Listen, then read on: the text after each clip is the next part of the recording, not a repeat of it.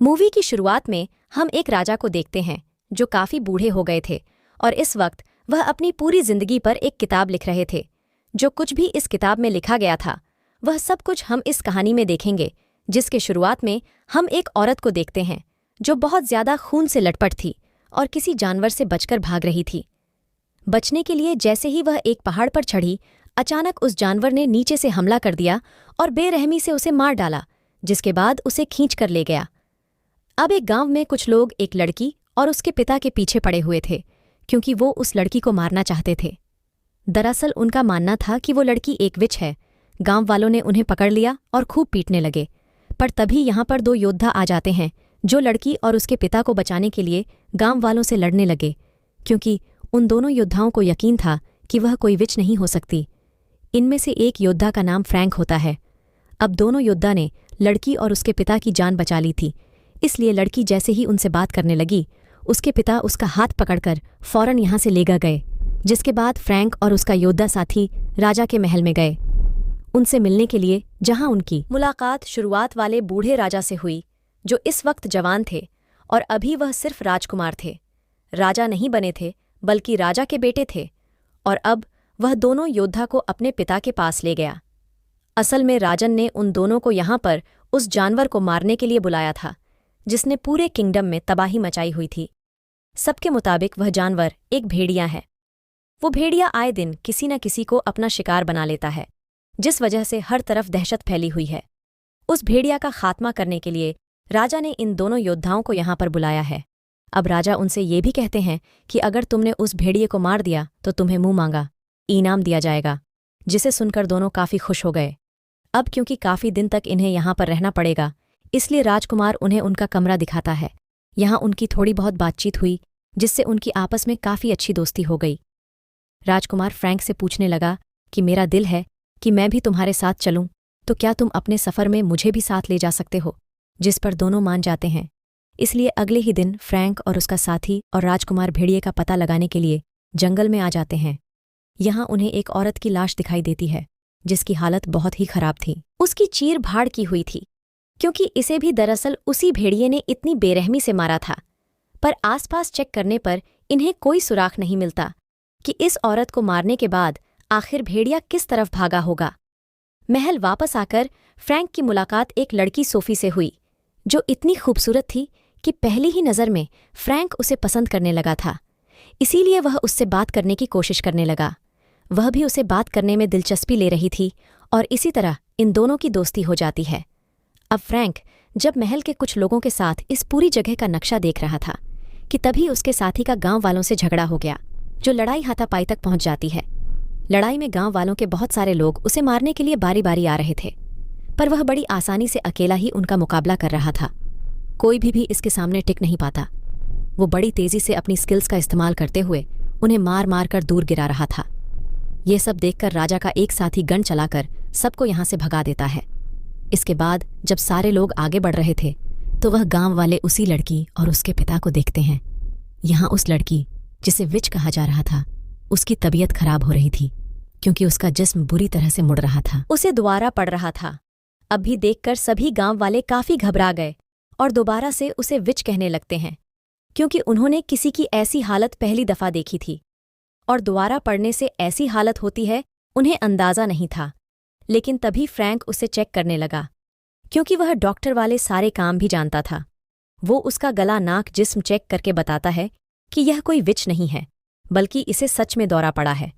यह बस बीमार है, तो आगे से इसे कोई परेशान ना करे। विच विच कहकर छोड़ दो अब इसकी जान। फिर अगले दिन राजा के सभी साथी जंगल में गए।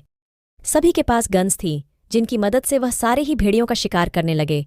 शूट कर करके उन्हें मार गिरा रहे थे, ताकि इनमें से कोई वह भेड़िया हुआ जो लोगों का शिकार कर रहा है तो उसके मरने से सब कुछ ठीक हो जाएगा। गांव में फिर से सुकून का माहौल बन जाएगा। उधर फ्रैंक और उसका साथी इस शिकार से दूर जंगल को चेक करने आया था, जहां इनके साथ सोफी भी थी, कि तभी यहाँ पर एक सफ़ेद भेड़िया भागता हुआ आया जो सभी सिपाहियों से बचकर आया था, जिसे देखकर सोफी उसकी तरफ गन करके बस शूट करने ही वाली थी कि तभी फ्रैंक गन पकड़कर उसे रोक देता है, ये कहते हुए कि नहीं, इसे मत मारो, क्योंकि ये बेचारा अपनी जान बचाकर यहाँ आया है और अब हम इसे मार दें उधर राजा के सिपाहियों ने बहुत सारे बेकसूर भेड़ियों को मार दिया था, सिर्फ इस उम्मीद पर कि इनके साथ अगर वो भेड़िया मारा गया तो सब कुछ ठीक हो जाएगा। सारे लोग क्योंकि भेड़ियों के हमले की वजह से परेशान थे, इसीलिए एक चर्च में जमा हुए, जहां का फादर सबसे कह रहा था कि उस भेड़िए से अगर आप बचना चाहते हैं तो दुआएं करें और कोई रास्ता नहीं है। इतनी देर में यहाँ एक आदमी आया जो बेहद घबराया हुआ था। वो फादर के पास आकर कहने लगा, फादर बहुत बुरा हो गया है, मेरे बेटे पर उस भेड़िए ने हमला कर दिया है, जिस वजह से वह जख्मी बेहोशी की हालत में पड़ा हुआ है। घर पर भी नहीं बल्कि एक गार में है, उसकी हालत बहुत खराब है। प्लीज कुछ करें, मैं आपके आगे हाथ जोड़ता हूँ, कैसे भी करके उसे बचा लें। ये सुनते ही सारे लोग वहां से निकलकर उस भेड़िए को पकड़ने के लिए चले जाते हैं, क्योंकि उन्हें लग रहा था कि हमला करके भेड़िया ज्यादा दूर तक नहीं भागा होगा, हम उसे पकड़ लेंगे। जंगल में आगे बढ़ते हुए फ्रैंक को एक और लाश दिखाई देती है, जो कि बहुत ही खराब हालत में थी, क्योंकि इसे भी उस भेड़िए ने ही मारा था। पर लाश को चेक करने पर फ्रैंक को उसके ऊपर से लोहे का एक छोटा सा टुकड़ा मिला, जिसे वह अपने पास रख लेता है। अब फ्रैंक के दोस्त को इस केव से आदमी का बेटा सच में बहुत जख्मी बेहोशी की हालत में मिल जाता है, जिसे उठाकर फौरन वह अपने साथ ले गया उसका इलाज करने के लिए, ताकि जैसे ही वह होश में आए उससे जान सके कि आखिर वह भेड़िया कैसा दिखता है। अब फ्रैंक वापस आकर राजा और बाकी लोगों को बताता है कि मुझे एक लाश पर से लोहे का टुकड़ा मिला है, जिसे से भी उस भेड़िए ने ही मारा है, और यह लोहे का टुकड़ा उस भेड़िए का ही है। पर भेड़िए पर तो कोई भी लोहे की चीज का कवर नहीं होता है, तो मेरे हिसाब से ये कोई मामूली भेड़िया नहीं है, या यह भी हो सकता है कि वह भेड़िया ही ना हो, बस भेड़िए जैसे ही कोई दिखने वाला जानवर हो। अब उसकी यह बात सुनकर राजा और सभी लोग काफी दंग रह गए, पर इस पर कोई भी यकीन नहीं करता। हर कोई सोच रहा था कि फ्रैंक के हिसाब से अगर वह भेड़िया नहीं तो क्या है, और वह कहाँ से आया और क्यों आया है। यह सारा मामला देखते हुए राजा को भेड़िए के मारने वाले काम से हटा देता है, जिसके बाद वो कहते हैं कि अब से भेड़िए का काम दूसरे किंगडम से आया, शिकारी करेगा। जो सुनकर फ्रैंक काफी उदास भी हो गया था, साथ ही उसे काफी गुस्सा भी आ रहा था। अब उस आदमी का बेटा होश में आ गया था, जो खुशकिस्मती से हमले के बाद में भी बच गया था। तब वह बताने लगा कि जिसने मुझ पर हमला किया वह कोई भेड़िया नहीं बल्कि अलग ही जानवर था, जिसका नाम मैं नहीं जानता, मैं क्या कोई भी नहीं जानता होगा, क्योंकि उस तरह का अजीब जानवर शायद ही किसी ने देखा हो। उसकी स्किन काफी अजीब सी नोकतरा गंदी सी थी, जो मैंने आज तक कभी नहीं देखी। साथ ही वह जानवर खुद हमला नहीं करता, बल्कि उसे एक इंसान कंट्रोल करता है, जिसके हाथ खुद भी काफी डरावने से हैं। वो आदमी जैसा जैसा कहता है, जानवर उसकी बात मानकर वैसा ही करता है। यह सुनकर सारे लोग काफी दंग रह गए। वो उसे संभालते हैं कि बच्चा डरा हुआ है, इसीलिए ऐसी बातें कर रहा है। यानी कि उन लोगों को बच्चे की बात पर यकीन नहीं आ रहा था, क्योंकि वह सोच रहे थे कि भला इतना खतरनाक जानवर कोई कैसे कंट्रोल कर सकता है। अब कुछ दिन के बाद फ्रैंक को वो शिकारी अपने पास बुलाता है, जिसे राजा और उनके लोगों ने उस भेड़ियों को मारने का काम दिया था। फ्रैंक जब वहां पहुंचता है तो शिकारी उसे कहने लगा कि मैंने एक भेड़िए को पकड़ा है। अभी तक तुमने उस खतरनाक भेड़ी या जानवर के बारे में जो बातें भी सुनी हैं, यानी वह कैसा दिखता है, तुम बिल्कुल वैसे जिस्म इस भेड़िए का बना दो, ताकि मैं इस भेड़िए को मारकर सबको बताऊं कि आखिर मैंने उस जानवर को मार ही दिया जो सबका शिकार करता आ रहा था, जिससे कि सब मेरी वाह करेंगे। मैं सबका हीरो बन जाऊंगा। अगर फ्रैंक तुमने ऐसा कर दिया तो मैं तुम्हें बहुत सारे पैसे दूंगा, वरना तुम मुसीबत में पड़ सकते हो। जिस पर फ्रैंक इस काम को करने के लिए मान गया, क्योंकि उसे पैसों की बहुत ज़रूरत थी। वो उस भेड़िए के जिस्म को बदलकर खतरनाक जानवर में बदल देता है, जो बिल्कुल वैसा ही दिख रहा था जैसी बातें अब तक उस भेड़िए के बारे में सुनी गई थीं। काम खत्म करने के बाद फ्रैंक महल आया सोफी से मिलने के लिए, क्योंकि भेड़िए को मारने के काम से उसे हटा दिया गया था, इसलिए वह यह जगह छोड़कर जा रहा था।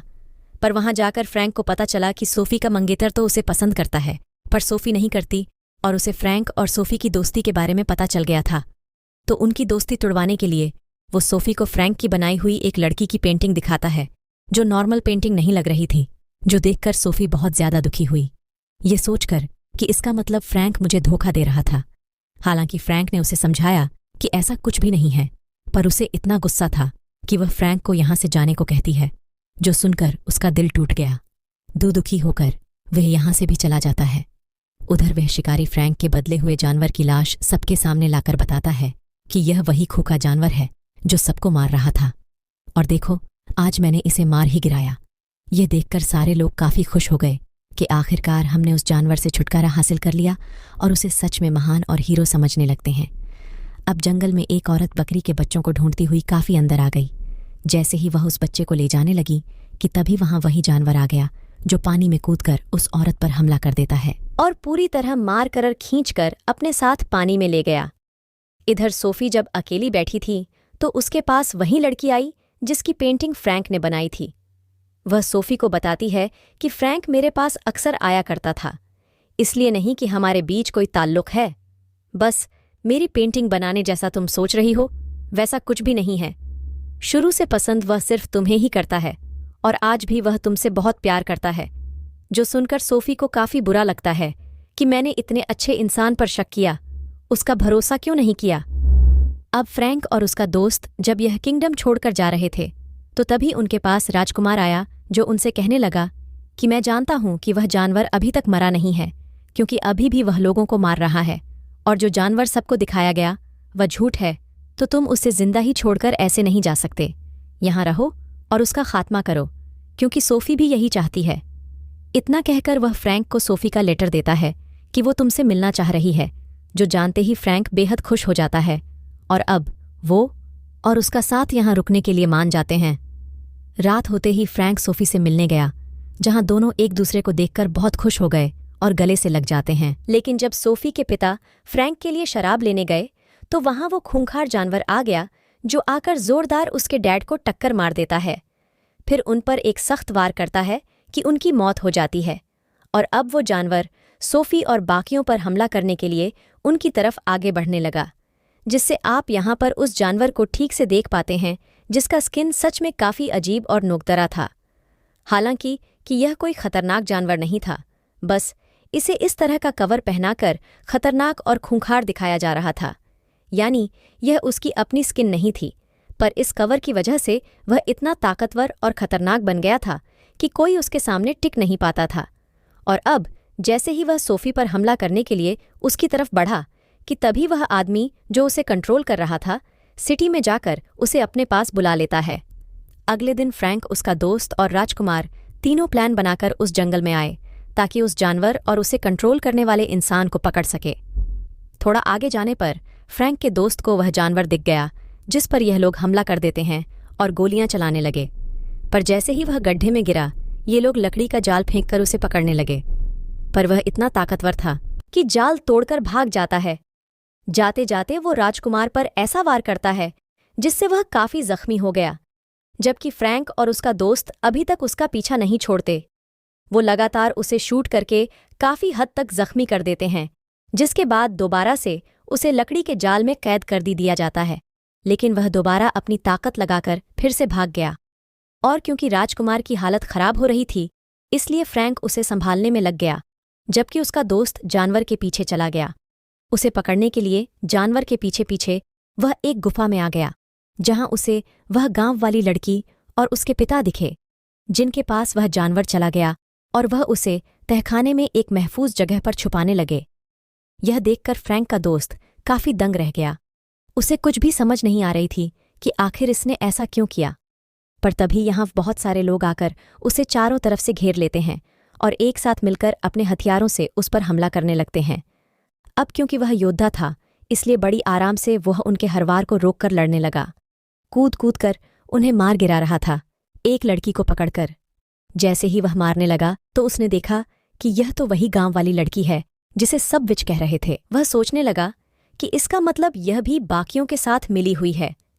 इस दौरान 2 मिनट के लिए उसका ध्यान भटक गया, जिस चीज का फायदा उठाकर उसे पीछे से गोली मारकर जख्मी कर दिया जाता है, जिसके बाद वह सब उसे हाथ से ऊपर उठाकर ऐसी हरकतें करने लगे जैसे वह इनका खिलौना है और यह उसके साथ खेल रहे हैं। फिर यह उसे इतना मारते हैं कि वह अधमरा हो जाता है, जिसके बाद उसे उठाकर खाई में फेंक रहे हैं। पर तभी उसे वही सफ़ेद भेड़िया देख लेता है जिसे फ्रैंक ने बचाया था, इसलिए वह फौरन फ्रैंक के पास जाकर उसे यहाँ पर लेकर आता है। और जैसे ही फ्रैंक अपने दोस्त की ऐसी हालत देखता है तो दुखी होकर बहुत रोने लगता है। फिर उसे उठाकर वह घर लेकर आता है और उसका इलाज करने लगा, पर कोई फायदा नहीं था, क्योंकि वह तो काफ़ी देर पहले ही अपना दम तोड़ चुका था। ये देखकर उसे बहुत गुस्सा आया। अपने दोस्त का बदला लेने के लिए वह अकेला ही उन लोगों का खात्मा करने चला गया जिन्होंने उसके दोस्त का ऐसा हाल किया था। ये एक जगह पर आया जहां सारे जश्न मना रहे थे, डांस कर रहे थे, पर यह वहां आकर बड़े जोश से लड़ने लगा। जो भी इसके सामने आ रहा था, यह अपनी ताकत लगाकर उन सबको रास्ते से हटाता जा रहा था और एक एक करके उसने बहुत सारे लोगों को मार दिया। वापस आकर उसने अपने दोस्त को जलाकर उसका फ्यूनरल कर दिया। तभी उसके पास राजा और उसके लोग आए, जो फ्रैंक से कहने लगे कि तुमने गांव के बहुत सारे लोगों को मार दिया है, इसीलिए सजा के तौर पर तुम्हें जेल जाना होगा। अब हालांकि वह सबको समझाता है कि पहले उन्होंने मेरे दोस्त को मारा था, फिर मैंने मारा, पर कोई भी उसकी बात सुनने को तैयार ही नहीं था।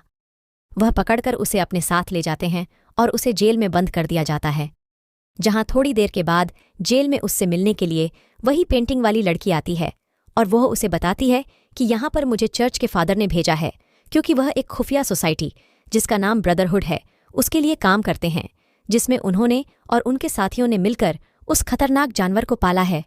उनके अलावा राजा के कुछ साथी भी इस सब में शामिल है, जो राजा को मारकर उनकी जगह लेकर हर जगह और इस किंगडम पर अपना कब्जा करना चाहते हैं। पर क्योंकि तुम भी अब यह सब कुछ जान चुके हो, इसलिए फादर तुम्हें मारकर तुम्हें मुर्दा हालत में देखना चाहते हैं। जो सुनकर फ्रैंक काफी घबरा गया, पर तभी उसकी हालत खराब होने लगी। उसे उल्टियां हो रही थीं। दरअसल इस लड़की ने फ्रैंक के खाने में जहर मिला दिया था और अब वो तड़पने लगा, जिससे यहां पर फ्रैंक की भी मौत हो जाती है। अब जब सोफी को इस बात की खबर हुई कि फ्रैंक मारा गया, तो फौरन वो उससे मिलने आई, क्योंकि अभी तक उसे यकीन नहीं आ रहा था कि फ्रैंक मर गया है। पर जैसे ही सोफी ने उसकी लाश को देखा, वो एकदम से टूट गई। अब कुछ ही देर में पेंटिंग वाली लड़की और उसके कुछ लोग फ्रैंक की कब्र के पास आते हैं, क्योंकि इस लड़की ने फ्रैंक के खाने में जहर नहीं बल्कि कुछ वक्त के लिए बेहोश करने वाली दवा मिला दी थी, ताकि बेहोशी की हालत में वह फ्रैंक को फादर को दिखा सके और उसे यकीन हो जाए कि हाँ, फ्रैंक मर चुका है। जिसके बाद में ये लड़की आकर उसे बचा ले, तो कब्र खोदकर वह फौरन फ्रैंक को बाहर निकालती है। और सोफी जब उदास बैठी थी, तो तभी वहां उसका मंगेतर आता है, जो उसे दिलासा देने के बहाने उसके साथ बदतमीजी करने लगा। इसी दौरान हम उसका हाथ देख लेते हैं, जो कि बेहद डरावना था। लंबे लंबे नाखून भी थे, जो बिल्कुल उस इंसान के हाथ जैसा था, जो उस खतरनाक जानवर को कंट्रोल कर रहा था, जिसे यहाँ पर साफ हो गया है कि ये वही इंसान है जो जानवर को कंट्रोल करके लोगों को मरवा रहा है और फादर के साथ उस ब्रदरहुड खुफिया सोसाइटी का हिस्सा है, जो सभी उस जानवर के जरिए किंगडम में खौफ फैला रहे हैं और लोगों को मार रहे हैं, ताकि इसी तरह राजा को भी मारकर पूरे किंगडम को अपने कब्जे में ले ले। यह सारी बातें वह सोफी को बताते हुए उसके साथ और बदतमीजी करने लगा और मारकर उसे बेहोश कर देता है। उधर फ्रैंक को बहुत गुस्सा आ गया था, इसलिए वह गुस्से में फादर और उसके सोसाइटी के सभी मेंबर्स के पास आता है। फिर एक एक करके सभी पर भारी हमला करके उन्हें मारने लगा और अपनी स्किल से सभी लोगों को मार गिराया। जिसके बाद अब सोफी का मंगेतर उससे लड़ने के लिए आता है और सोफी की वजह से फ्रैंक को तो उस पर पहले से ही काफी गुस्सा था, इसीलिए वह गुस्से के साथ उससे भिड़ जाता है और यहाँ पर इनकी बहुत खतरनाक लड़ाई होती है और ये दोनों एक दूसरे पर भारी पड़ रहे थे। पर एक वक्त ऐसा आया जब फ्रैंक ने उस पर काबू पा लिया। वह उसे इतना मारता है कि जान से ही मार देता है। अब वह फादर फ्रैंक से बचते हुए जंगल में भाग गया था, लेकिन तभी यहाँ वह सारे भेड़िए आकर उसे घेर लेते हैं और एक साथ उस पर हमला करके उसे बहुत बुरी तरीके से मार देते हैं। अब राजकुमार फ्रैंक के पास आकर खबर करता है कि सोफी की हालत बहुत खराब है, वह मर रही है। तुम्हें उसके पास जाना चाहिए, क्योंकि तुम दोनों एक दूसरे को प्यार करते हो, तो हो सकता है उसे होश आ जाए, जिससे फौरन वह उसके पास गया जो बेहोश पड़ी हुई थी। यह उसे अपनी गोद में उठाकर अपने दोस्त की दी हुई दवाई खिलाता है, लेकिन फिर भी उसे होश नहीं आता। इसीलिए फ्रैंक इतने वक्त से बिना कुछ खाए पिए सोफी को गोद में लिए उसके ठीक होने के लिए दुआएं करने लगा, जिससे आखिरकार उसकी दुआ और उसके दोस्त की दवा रंग ले ही आती है, क्योंकि उसे होश आ गया था। जिसके बाद फ्रैंक उस जानवर के पास गया जो जख्मी होने की वजह से वहीं पड़ा हुआ था। वो तकलीफ में था, तो अब उसको इस तकलीफ से आज़ाद करने के लिए फ्रैंक उसे शूट करके मार देता है और उसने इसीलिए भी मारा ताकि आगे से उसे कोई कंट्रोल करके लोगों को ना मरवाएगी। को खत्म करने से फ्रैंक ने इस किंगडम को बचा लिया था, जिसके बाद वह शिप के जरिए सोफी को लेकर अपने किंगडम के लिए निकल जाता है, जहां वह समुंदर में अपने दोस्त की राख को भी बहा देता है। फिर वो और सोफी गले मिलते हैं, क्योंकि दोनों अपने किंगडम में जाके शादी करके हंसी खुशी जिंदगी गुजारेंगे। और इसी मोमेंट पर ये मूवी खत्म हो जाती है।